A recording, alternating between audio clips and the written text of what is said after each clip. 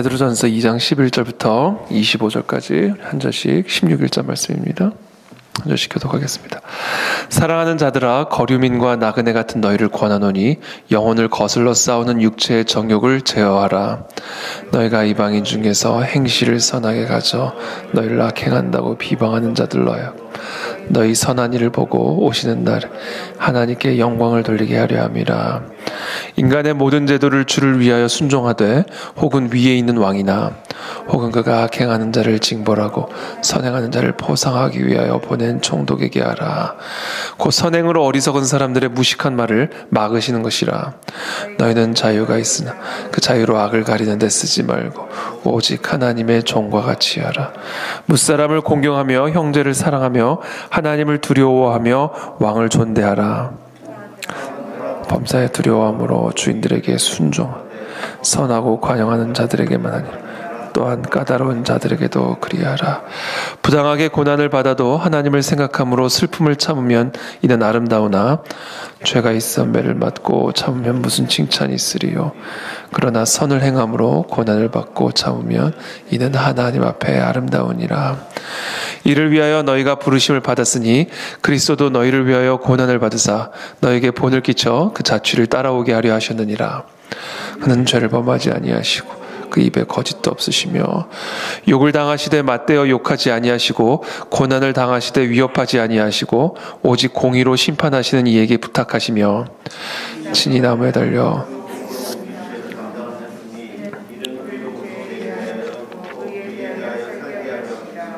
그가 채찍에 맞음으로 너희는 나음을 얻었나. 너희가 전에는 함께 읽겠습니다. 너희가 전에는 양과 같이 길을 잃었더니 이제는 너희 영혼의 목자와 감독 되신 이에게 돌아왔느니라. 아멘. 네, 사랑하는 자들아, 거류민과 나그네 같은 너희를 권하노니 영혼을 거슬러 싸우는 육체의 정욕을 제어하라. 우리가 이 세상에서 특별히 마지막 때를 살아갈 때 우리 그리스도인들에게 요구되어지는 가장 핵심적인 영적 전쟁의 원리, 그것은 바로 우리의 영혼을 거슬러 싸우는 육체의 정욕을 제어하는 일에 있다라는 사실을 말씀하고 계십니다. 우리가 이 영혼을 거스르는 이 육체의 정욕을 제어하고 그것과 싸울 때 우리가 이 세상에서 펼쳐지는 영의 전쟁에서도 이길 수 있다라는 것입니다. 내 내면에서 싸우는 전쟁에서 패하고 우리의 삶에서 벌어지는 전쟁을 이길 수 있는 길은 없습니다. 우리의 골방에서 우리의 영혼을 거스르는 육체의 정욕과 싸우고 나가지 않는 한 그 골방 밖에서 이 세상 속에서 벌어지는 이 악한 영과의 전쟁에서 또 이 세상을 이길 수 있는 길은 없다.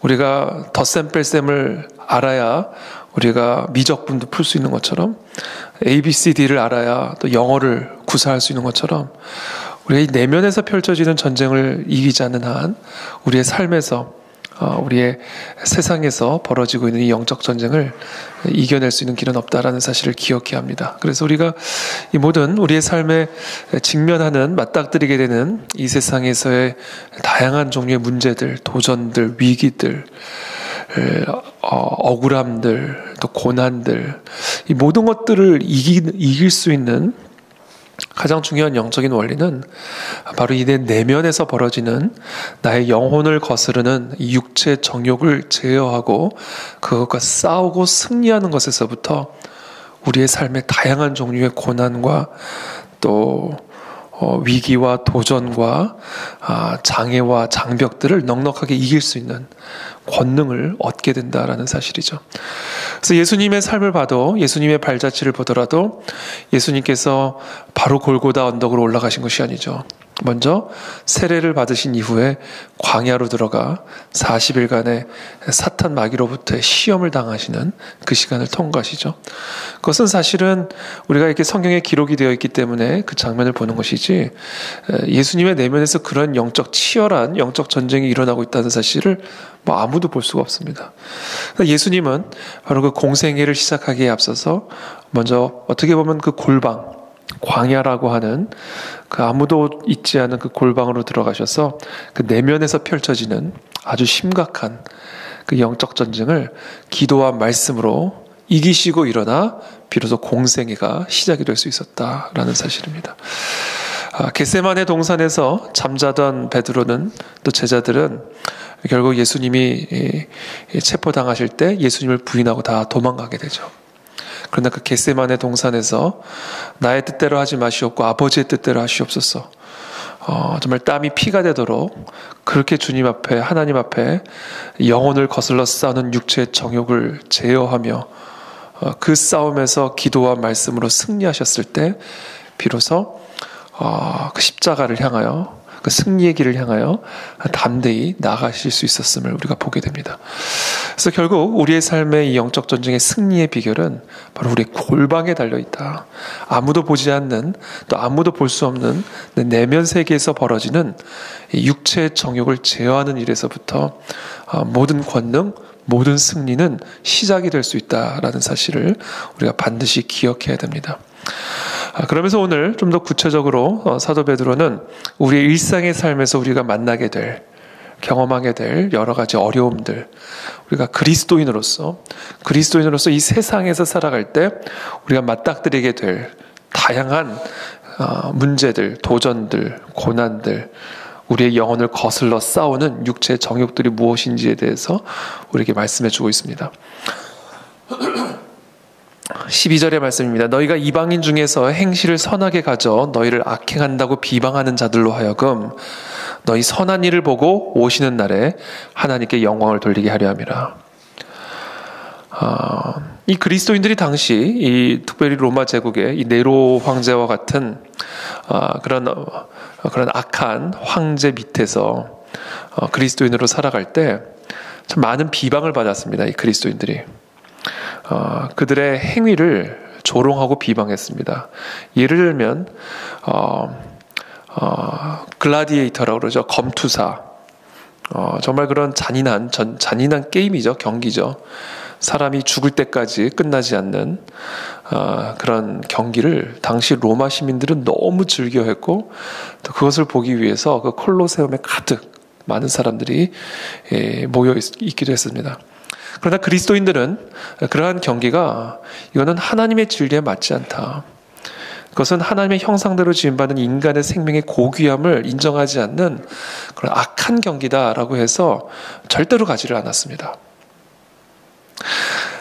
근데 그것을 로마 사람들은 개인의 취향을 개인의 취향으로서 그것을 존중해 준 것이 아니라 이것을 로마 시민으로서 로마의 문명을 멸시한다라고 생각을 했어요. 이 찬란한 로마의 문명을 멸시하는 행위라고 생각을 했습니다. 그래서 그리스도인들을 매우 비문명적인 그런 사람으로 바라봤을 뿐만 아니라 로마의 문명을 멸시하는 자로서 매우 불쾌하게 생각을 했고, 그래서 그들을 비방했습니다. 당시 로마인들은 매우 음란한 행위들을 했죠. 매우 음란한 삶을 살았죠. 이 당시 로마 시대의 이 성윤리라고 하는 것은 정말 말할 수 없을 만큼 타락한 그런 상황이었습니다. 그런 상황 속에서 그리스도인들은 매우 정결하고 순결한 가정중심적인 삶을 살아가다 보니까 로마 시민들은 그들의 행위 자체가 자기들을 정죄하는 거예요. 그들의 정결하고 순결한 삶 자체가 그렇게 문란하고 음란한 로마 시민들의 삶을 정죄하는 거예요. 그래서 그리스도인들을 미워했습니다. 비방했어요. 당시 로마 제국의 정책은 다양한 나라들을 정복하고는 그 다양한 정복한 그 정복지들의 시민들이 로마 제국의 통치권을 존중하게 하기 위해서 여러 유화책을 펼쳤는데, 그 중에 하나가 그 각자들의 신을 다 섬기도록 인정을 해줬습니다. 그래서 만신전이라고 하죠. 판테온. 그래서 그들이 정복해서 그 정복한 땅에 신들을 다 갖다 모셔놨어요. 한 곳에. 그래서 누구나 로마 제국의 지배를 받는 사람들이 다 그곳에 와서 각자의 신에 절을 하고 예배할 수 있도록. 근데 또 한편으로는 그렇게 모든 신들을 다 인정하면서도 또 한편으로는 이 로마 황제 앞에 무릎을 꿇지 않으면 그것은 또 인정하지 않았어요. 그러니까 로마 황제 앞에 무릎을 꿇는다라는 전제하에 너희들의 각자의 신을 다 섬겨라, 경배하라, 숭배하라. 사실 아무 신이나 섬기는 사람들한테는요, 아무 신 앞에서나 무릎을 꿇을 수 있죠. 그래서 사실은 만신전 앞에서 무릎을 꿇을 수 있는 사람은요, 로마 황제 앞에서도 얼마든지 무릎을 꿇을 수 있습니다. 특별히 생명의 위협을 가할 때에는. 그럼에도 불구하고 그리스도인들은 그 로마 신상 앞에, 로마 황제 앞에 무릎 꿇기를 거부했고, 로마 황제 앞에 무릎을 꿇으니 차라리 사자밥이 되기로 결단하는 그런 모습들을 보면서 충격을 받는 사람들도 있었지만 조롱하는 사람들도 있었죠. 게다가 죄송합니다. 제사 예배라고 드리는데, 예배라고 드린다는 게 아기 예수의 살과 피를 먹는다. 예배 항상 성만찬을 하거든요. 그러니까 아기 예수, 성만찬, 살과 피를 먹고 마신다. 이런 것들을 당시 로마인들과 이방인들은 딱 그 말만 딱 빼다가 저들은 아기의 살과 피를 먹는 인육자들이다라고 비방을 했고 공격을 했습니다. 그렇게 함으로써 이 그리스도인들의 예배를 멸시했고 조롱했고 범죄시했습니다. 형제 자매들, 형제님 자매님, 이것은 사실은 남편과 아내가 남편에게 부르는, 어떻게 보면 매우 성적으로 친밀한 그런 개념을 갖고 있는 그런 단어를 가지고 브라더, 형제님 자매님이라는 단어를 한 가정이라는, 한 가족이라는 의미에서 교회 안에서 그렇게 형제님 자매님 부르는 부분에 대해서 근친상간자들이다, 그런 식으로 그리스도인들을 매도하고 조롱하고 매우 비윤리적이고, 그런 식으로 이 로마 문화와 문명은 교회와 그리스도인들을 멸시하고 조롱했고 비방했습니다. 자, 그런 상황 속에서 선을 행하라는 거예요. 그들의 비방을 두려워해서 예배를 포기하라는 얘기가 아닙니다. 그들의 비방을 두려워해서 타협하라는 얘기가 아닙니다. 그러한 비방 앞에서도 선을 행하라는 얘기. 그러니까 이거는 한 차원 더 높은 이야기예요. 너희가 이방인 중에서 행실을 선하게 가져 너희를 악행한다고 비방하는 자들로 하여금, 그게 지금 그 이야기입니다. 너희 선한 일을 보고 오시는 날에 하나님께 영광을 돌리게 하려 함이라. 그렇게 너희들의 예배를 보고 너희들의 그 하나님만을 사랑하는 그런 헌신된 모습을 보고 로마인들, 로마 시민들은 너희를 악행한다고 비방하지만, 그러나 그 비방 앞에서도 선한 일을 행함으로써 오신 날에 하나님께 영광을 돌리게 하라. 인간의 모든 제도를 주를 위하여 순종하되, 13절에 혹은 위에 있는 왕이나 혹은 그가 악행하는 자를 징벌하고 선행하는 자를 포상하기 위하여 보낸 총독에게 하라. 인간의 모든 제도를 주를 위하여 순종하라. 위에 있는 왕이나 혹은 그가 악행하는 자를 징벌하고 선행하는 자를 포상하기 위해서 보낸 총독에게 하라. 로마 제국이, 로마 황제가 그 넓은 로마 제국을 다 다스릴 수 없으니까 각 지역마다 그 지역을 책임질 수 있는 총독들을 보냈다고요. 그러니까 그들에게 순종함으로써 어리석은 사람들의 무식한 말을 막아라, 이렇게 얘기합니다. 그들이 너를 핍박하지만, 그들이 너희를 비방하지만, 그들이 너희의 신앙의 자유를 억압하고 있지만, 그러나 그럼에도 불구하고 그들 앞에서 선을 행함으로써 그들의 어리석은 사람들의 무식한 말을 막아라. 근데 실제로 당시 로마 시대에, 특별히 초대교회 시대에 역사가들 또는 당시 로마인들의 역사적인 기록을 보면요, 사실은 한편으로는 이와 같은 그리스도인들에 대한 비방과 조롱과 또 공격을 일삼는 기록들도 많이 있지만, 인육을 먹고 근친상간을 하고 뭐 그런 식의 말도 안 되는 중상모략을 하고 있는 그런 기록들도 있지만, 또 한편으로는 충격을 받는 사람들이 있어요. 아니, 저런 비방을 받는데 어떻게 저렇게 대우를 할 수 있을까?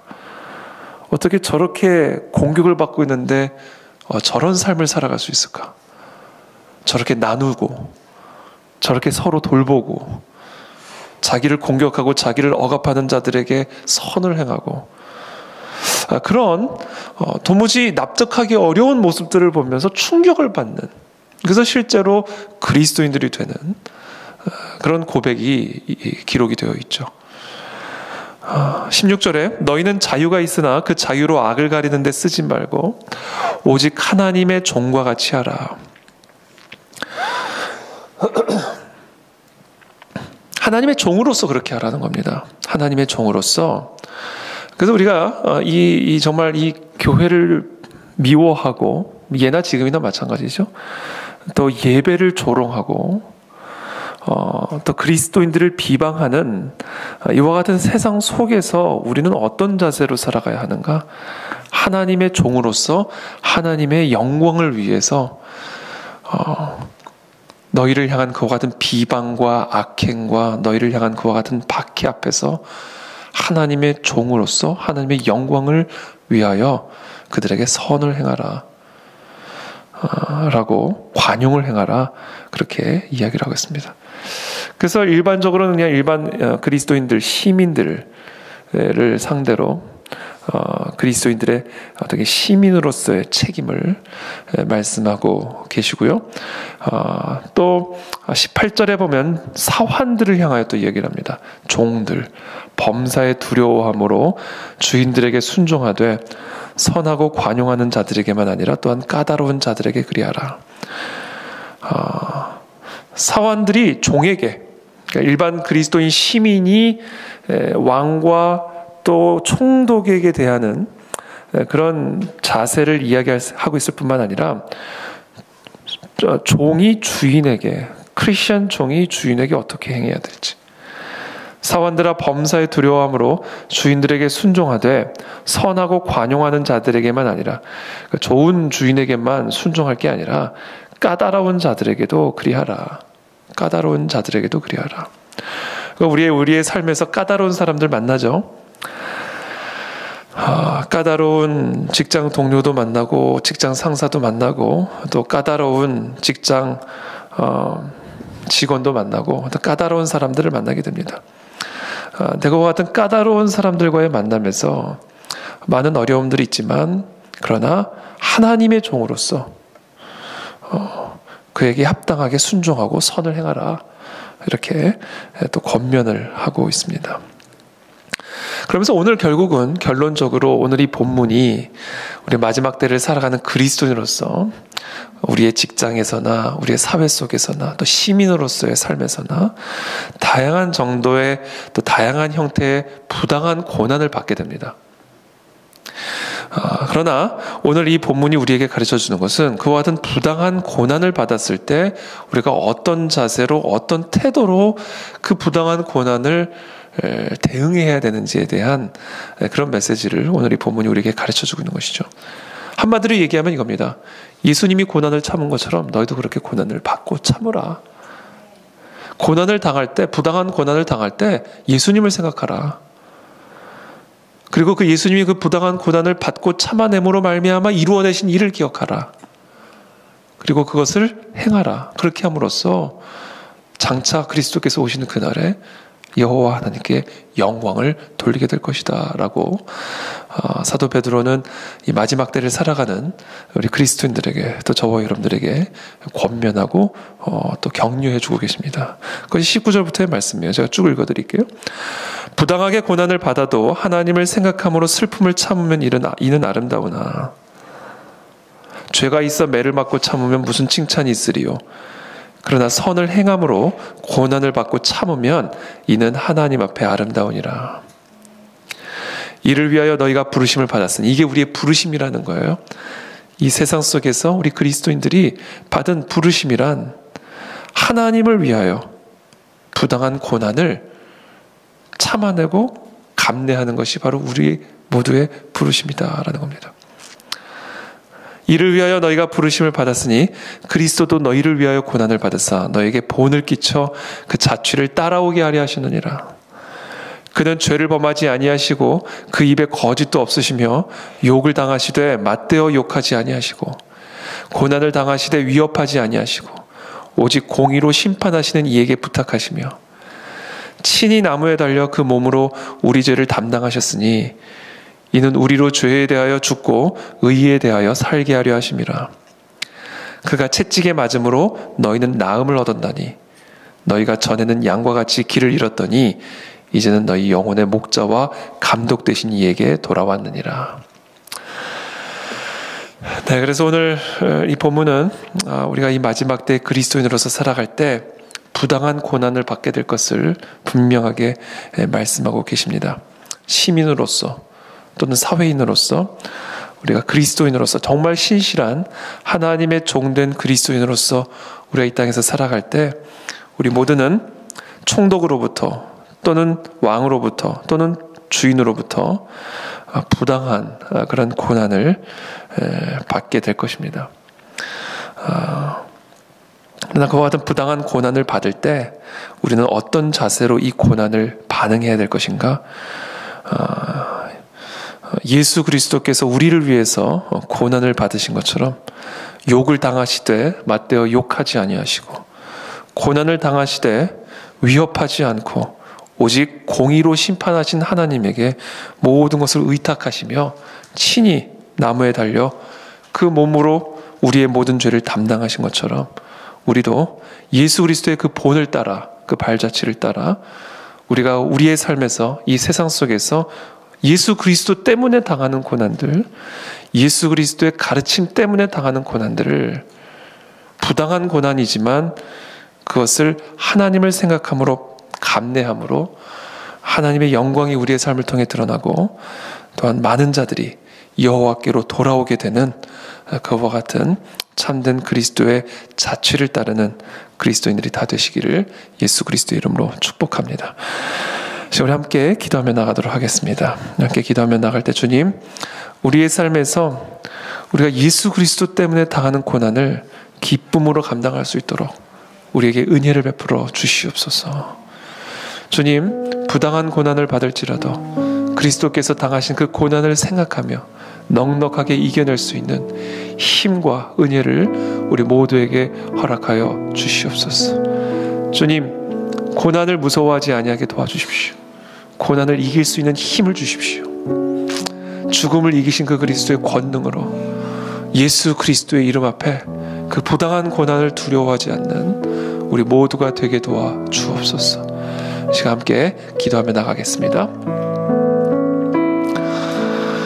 주님, 시간 기도합니다. 아버지, 도와주시옵소서. 살아계신 주님, 아버지, 우리가 우리의 삶 속에서 당하는 다양한 부당한 고난들, 하나님 때문에, 예수 그리스도 때문에 당하는 그런 부당한 고난들에 대해서 주님, 우리가 욕으로 맞대응하지 아니하게 도와주시고 악으로 맞대응하지 아니하게 도와주시고 오직 선으로 하나님 그것을 예수 그리스도께서 고난을 당하신 것을 기억하며 주님, 우리도 그와 같은 발자취를 묵묵히 걸어 나아가는 우리 모든 그리스도인들의 삶이 되도록 우리 힘을 주시고 능력을 주시고 은혜를 베풀어 주시옵소서. 주님, 감사합니다.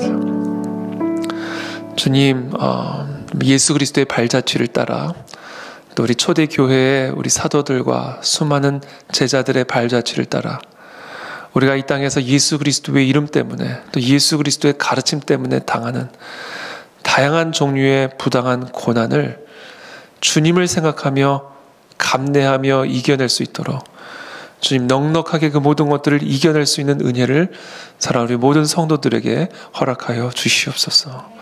욕으로 맞대응하지 않게 도와주시고 악으로 맞대응하지 아니하게 도와주시고 모든 공의를 하나님에게 의탁하며 우리는 그저 선을 행하며 하나님의 종으로서 빛을 발하는 우리 모든 우리 그리스도인들이 되게 도와주시어서 이 땅의 많은 이방인들에게 양심의 충격을 가하게 도와주시고 주님, 그래서 예수 그리스도께로 돌아오게 하는 거룩한 그런 그리스도의 종들이 다 될 수 있도록 우리 모두에게 하나님 은혜를 베풀어 주옵소서. 특별히 오늘도 우리의 일상을 살아갑니다. 우리의 직장에서 또 시민으로서 우리가 이 세상을 살아갑니다. 이 세상을 살아갈 때 그리스도의 진리를 타협하지 않게 도와주시고 예수 그리스도를 우리의 삶에서 부인하지 않게 도와주시고 담대하게 예수 그리스도를 따라감으로 우리가 오늘 하루도 또 이번 한 주간도 승리하는 우리 모든 그리스도인들이 되도록 하나님 이 새벽에 은혜와 권능을 부어 주옵소서. 예수 그리스도 이름으로 축복하며 기도합나이다. 아멘.